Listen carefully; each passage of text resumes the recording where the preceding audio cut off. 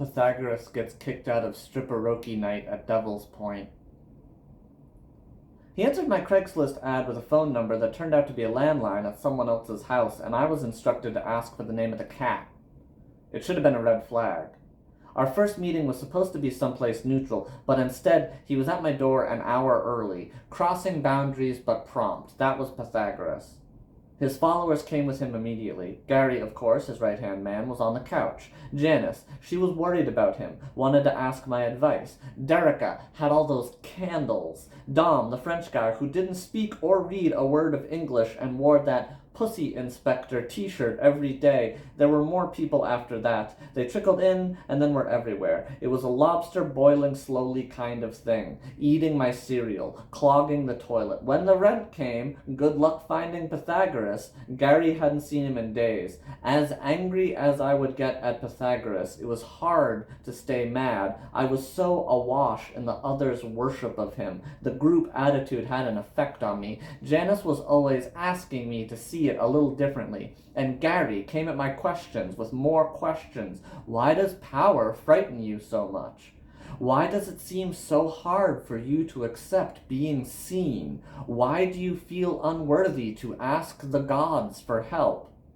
On my birthday, Pythagoras decides to make up for all of his shenanigans to me, all of his shouting at birds, who he said were out to steal his soul, etc. And you know, when he turned that light on you, that intense light of his personality, it did feel good. I think everybody meets one or two people like that in the course of their life. He tells me that he wants to take me out to a strip club.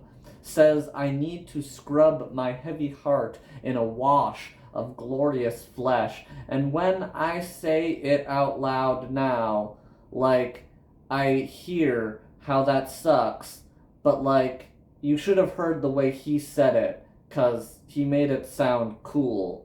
Anyway, the cult of his started pre-gaming before we left. They could really knock out a Bota box. Pythagoras was tanked before we cross the threshold of the club. As soon as we're inside, he starts in on his bullshit. He met the god Apollo in person once. He was a courtesan in another life. This is when he tried to climb up on the stage, and you know what came next? His bit about having golden thighs. We were thrown out of there before he could get his pants off. I don't live with Pythagoras anymore. There are some things I miss. The bird thing, which was funny.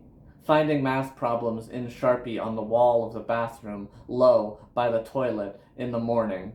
All of the free wine. There is something sad and comfortable about living with one of those charismatic people who you always find yourself existing in relation to. At the time, I was just trying to survive living with Pythagoras.